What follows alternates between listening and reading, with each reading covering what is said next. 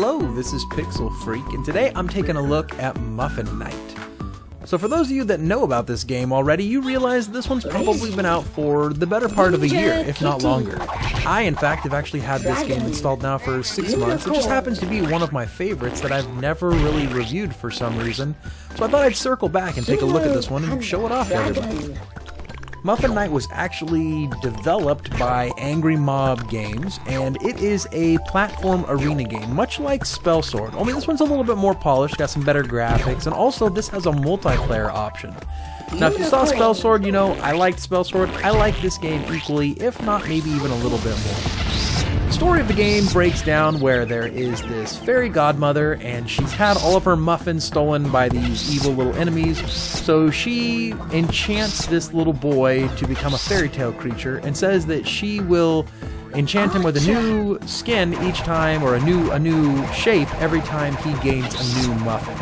So it really boils down to this fairy godmother being, she's the antagonist. She is the evil character. She's changing you into all these different shapes. No matter how many muffins you get, it's really never enough, and she's going to just continue to change you into these different fairy tale creatures. From a gameplay perspective, this is actually a really cool mechanic.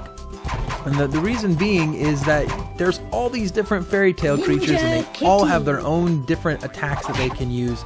And it keeps the gameplay really fresh as you're going through and collecting muffins and killing enemies and earning stars and leveling up all your characters and refining your attacks. So it keeps a real diverse gameplay going while this evil fairy godmother actually tortures you as you play the game.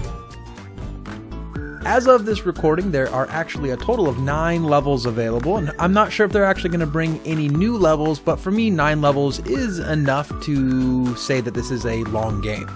The game starts out with just 1 level unlocked, and you actually have to get a 3 out of 5 star score on that level to unlock the following level. And that proceeds all the way through the 9 levels. Each one you have to get a 3-star score, then you're able to move on to the next level. Aside from the last level. The last level is actually a little bit different. You have to get all of the characters unlocked, and all of their abilities unlocked, and then that final level will unlock. And I have to say, I've been playing this game for a long time, and on and off, I guess, but I haven't unlocked that final level, so it's to be determined exactly what that is. Most levels actually have a very similar design where there's just platforms, and the goal of each level is to just beat the enemies as they kind of crawl down your little level, and then collect the muffins, and you get a score based on how many muffins you've collected. If you happen to let any of the enemies go all the way down in the level, there's usually a little vat at the end where they kind of fall off and die. Well, they respawn or reincarnate at the top again, only this time they're really angry because you've allowed them to die. So they run way faster and they're way stronger, and makes it harder for you to kill them. So it's in your interest to kill the enemies before they get to the bottom so that you can continue collecting muffins. So an additional interesting mechanic that they've added to this game is that new fairy tale creatures unlock as you collect muffins, and it's about every 20 to 30 muffins, and I think it increases over time as you play the game, but you'll unlock new fairy tale creatures that you can randomly turn into. This actually is somewhat counterproductive, because if you only had the first few fairy tale creatures, you'd be able to max them out in levels and then master those ones, and you'd be very effective in the game. But because you get about 20 to 25 different fairy tale creatures, it becomes very difficult later on to level them all up, and you quickly find which ones are very effective for you and which ones aren't. But because you're not selecting them, this actually becomes somewhat of a hindrance, because you never know when you're going to get Sumo Panda. And that dude sucks.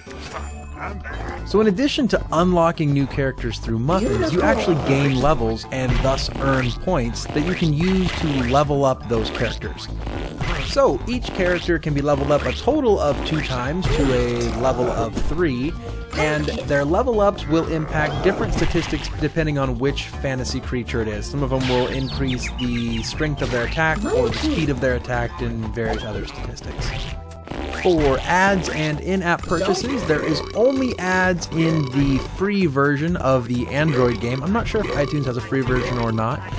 There are no ads in the paid version on Android, but there are in-app purchases in both. And the only in-app purchase that you really have is that you can purchase level ups if you just don't want to get them the right way.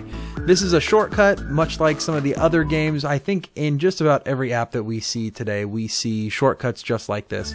This does not affect your game gameplay at all. If you want to play the game legit, it's not frustrating in any way to continue raising up your own levels, and so the in-app purchases are completely optional.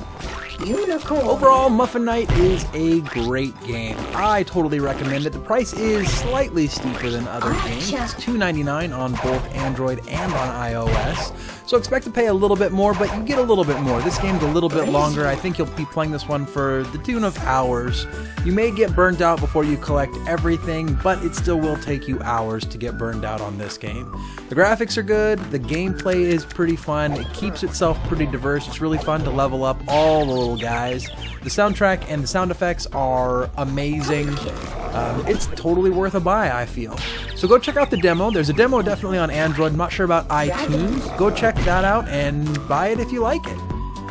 Make sure to like this video, subscribe to the channel, and until next time, this has been Pixel Freak.